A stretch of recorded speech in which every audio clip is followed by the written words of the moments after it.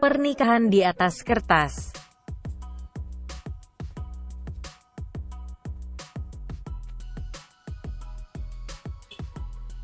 Jangan lupa subscribe ya, dukungan kalian untuk berkembangnya channel Novelku.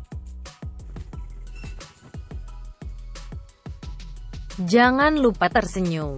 Kamu berhak bahagia, setidaknya untuk orang-orang yang kamu sayangi. Jangan lupa jaga kesehatan ya.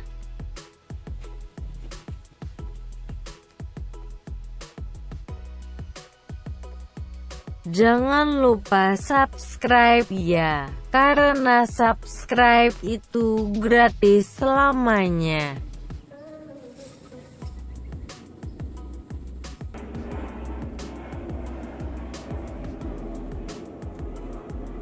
Chapter 53. Entahlah apa yang sedang dibicarakan oleh Neta dan Agnes di dalam mobil bersama Dean. Yang pastinya mungkin ada beberapa pertanyaan yang akan dilontarkan Neta pada asisten anak sulungnya itu.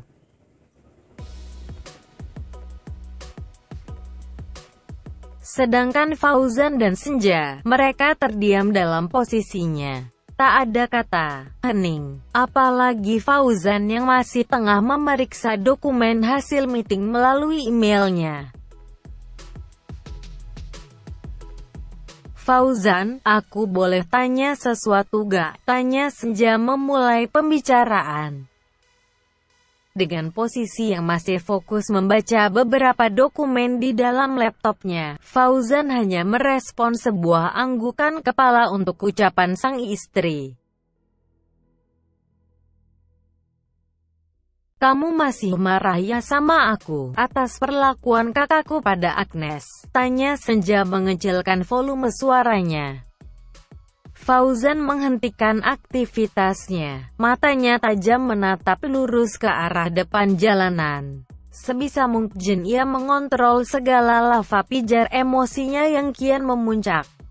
Kamu maunya aku masih marah apa gak? Tanya Fauzan tanpa melihat wajah Senja.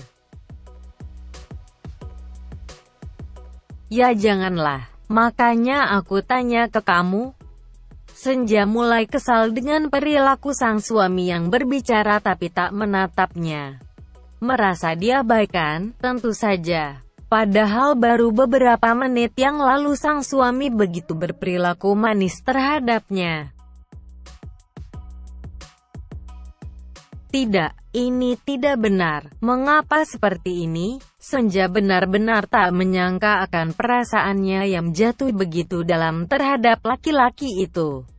Padahal itu semua salah. Tapi apa boleh buat, rasa cintanya pada laki-laki itu telah membuatnya tak menyukai saat diabaikan. Aku gak suka diabaikan, Fauzan, seru Senja kesal. Mendengar keluhan sang istri, telinga sang suami pun terasa memerah. Ia menutup laptopnya perlahan dan mulai menatap dalam sang istri. Wanita manapun juga gak ada yang betah kalau diabaikan kok, ucap Fauzan menimpali. Bodoh amat, kesal Senja membuang muka.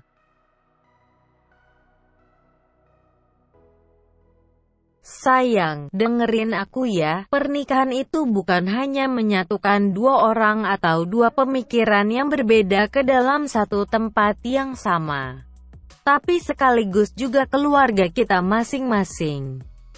Kalau kamu aja menerima keluargaku dengan sepenuh hati, segala kekuranganku dan keluargaku itu kamu terima juga. Lalu kenapa aku gak? Jelas Fauzan. Kamu kan tahu, sebelum aku tahu Mama Neta dan Agnes itu adalah ibu dan adik kamu, aku kan udah lebih dulu dekat dengan mereka. Mereka udah aku anggap sebagai kakakku sendiri. Aku udah lebih dulu sayang sama mereka, sebelum kamu kenal sama mereka. Senja merespon perkataan Fauzan dengan lirih. Sang Pencipta memang begitu adil dan penyayang pada setiap hambanya. Buktinya ia dengan baik dan begitu mudah mendekatkan Senja dengan Neta dan Agnes, lebih dulu sebelum ia benar-benar menjadi anggota keluarga mereka, yaitu dengan menikahi Fauzan. Iya, tahu. Itu yang bikin aku makin sadar. Kalau kamu bisa menyayangi keluargaku, kenapa aku harus memiliki dendam untuk kakakmu? Senja terdiam dengan keputusan yang diambil Fauzan. Sebelumnya bahkan ia berpikir bahwa Aksa tengah dalam masalah besar. Karena mengganggu ketenangan hidup keluarga Arsyadinata sama saja dengan menyerahkan nyawanya sendiri.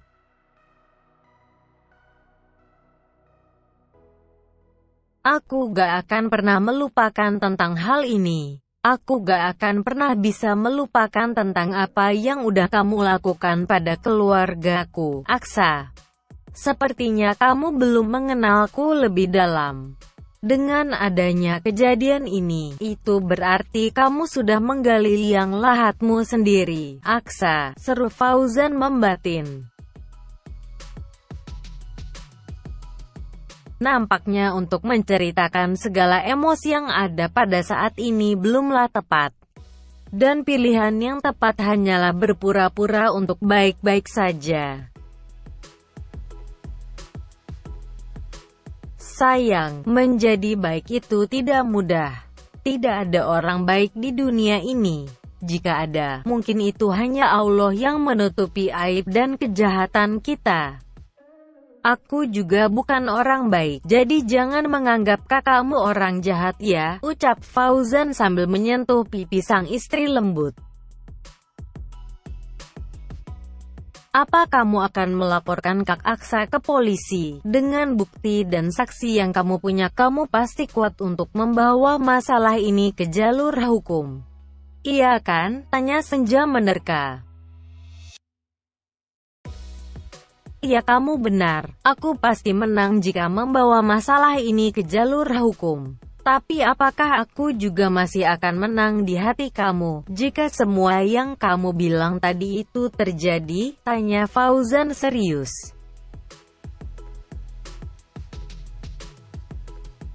Yang utama bagi Fauzan saat ini adalah keluarganya, juga istri yang sangat ia cintai. Entah harus dengan hal apa untuk membuktikan rasa itu. Yang jelas, Fauzan akan terus memperjuangkan cintanya meski harus mengubur dalam-dalam kedendaman.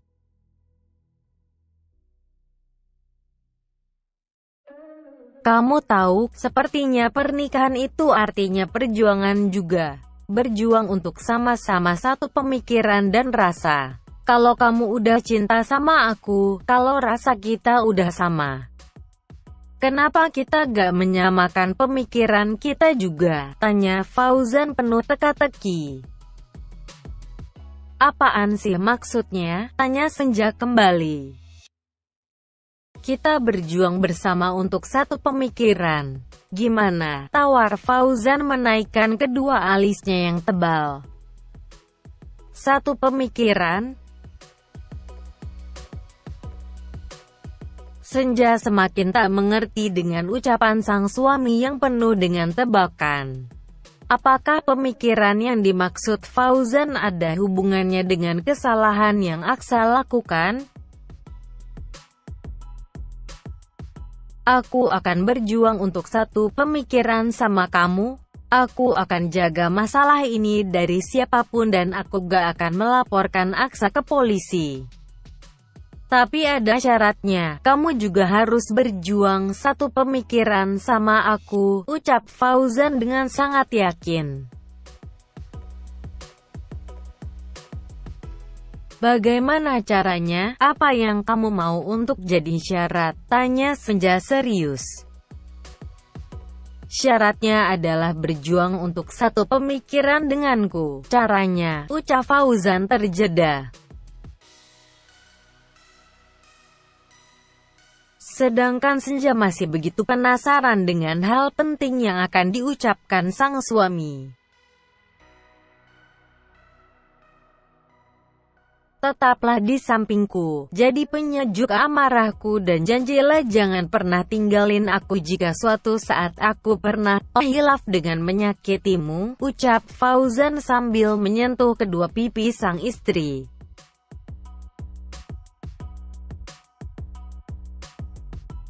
Ah kamu, aku abis pakai krim wajah tadi, tanganmu bersih gak itu, main pegang-pegang aja sih, kesal Senja sambil menjauhkan wajahnya. Suasana jadi berubah menjadi tidak romantis lagi. Senja yang tidak merespon perkataan Fauzan dengan romantis pula, membuat laki-laki itu menggelengkan kepalanya.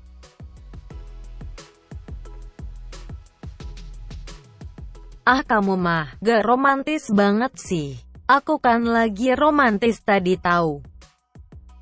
Senja mengerucutkan bibirnya kesal. Sebenarnya memang bukan karena krim wajah yang jadi alasan, tapi karena wanita itu sedikit takut kalau ia akan terjatuh begitu dalam lagi jika hal itu harus dilanjutkan. Lagian kenapa sih kamu? Berapa sih harga krim wajah kamu? Apa nama mereknya? Biar aku yang beli saham mayoritas perusahaannya.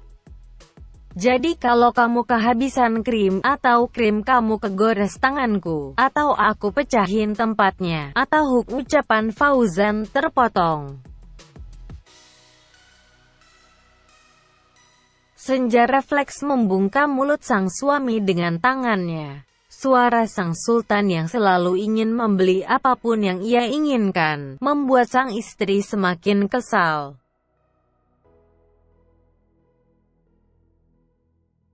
Beli aja sana semua saham perusahaan di Indonesia. Tuh lihat supir taksinya sampai bingung dengar ucapan kamu. Dikiranya kamu halu tahu gak? Ingat ini bukan mobil kita. Seru Senja memperingatkan.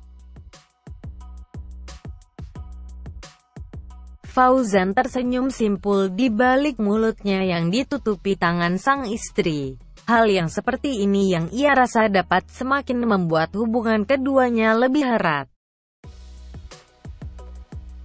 Iya, maaf ya, sayang. Lagi pula, gak kamu minta juga aku kan emang udah di samping kamu. Cuma aja aku yang masih belum kuat kalau ngehadapin kamu saat kamu lagi marah. Serem.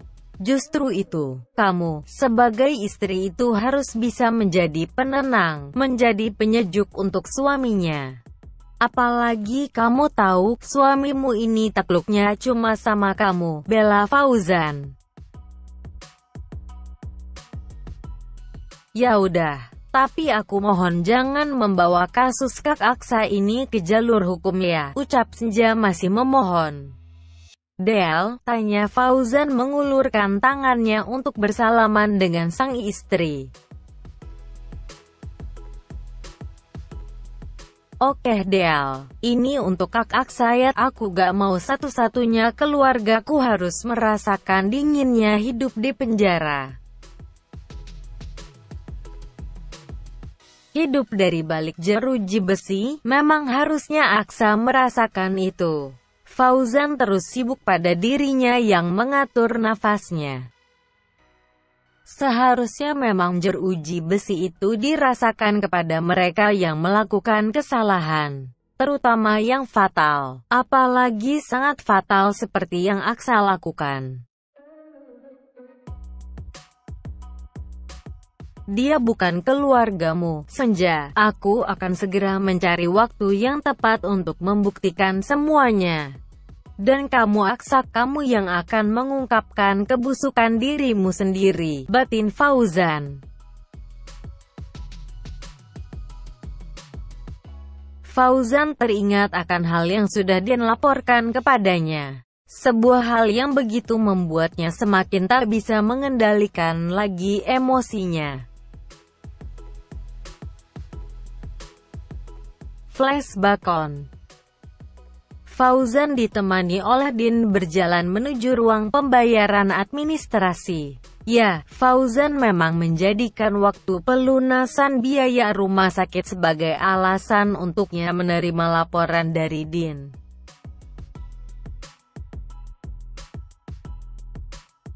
"Pak, ada hal yang ingin saya bicarakan mengenai Pak Aksa," ucap Din setelah selesai mengurus seluruh biaya rumah sakit. "Bagaimana?" singkat Fauzan. Di dekat tempat kejadian kecelakaan itu ada sebuah minimarket, Pak. Dan pada saat kecelakaan itu juga terekam oleh CCTV. Saya sudah mengambil rekaman itu dan membawanya ke kantor polisi, Pak. "Apa terlihat jelas plat nomor mobil yang menabrak itu?" tanya Fauzan penasaran. "Sudah, Pak. Tapi sayangnya saat polisi melacak, ternyata mobil itu memakai plat nomor palsu, Pak. Dan dugaan sementara bahwa mobil itu adalah sebuah mobil rental, Pak. Jadi gak bisa dilacak?" tanya Fauzan geram. "Mohon maaf, Pak. Sepertinya bisa, tapi akan memakan waktu yang lama, Pak. Karena identitas dari pemilik rental belum diketahui dan belum ada juga orang yang melaporkan kehilangan mobilnya, Pak." Fauzan mengepalkan tangannya dengan murka. Ini salah satu cuci tangan yang sangat baik menurut Fauzan. Tapi hal itu tidak akan membuatnya menyerah. Itu sama sekali bukan karakter hidup seorang Fauzan.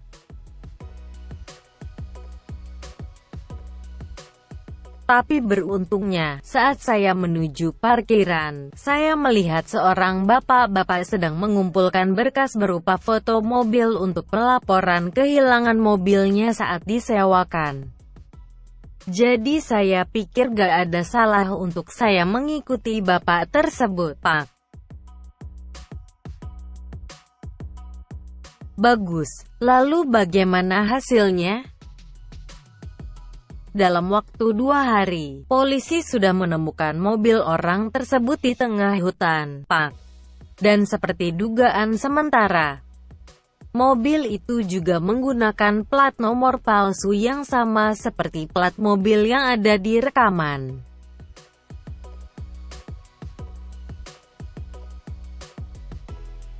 "Siapa orang yang merental mobil itu?" tanya Fauzan penasaran.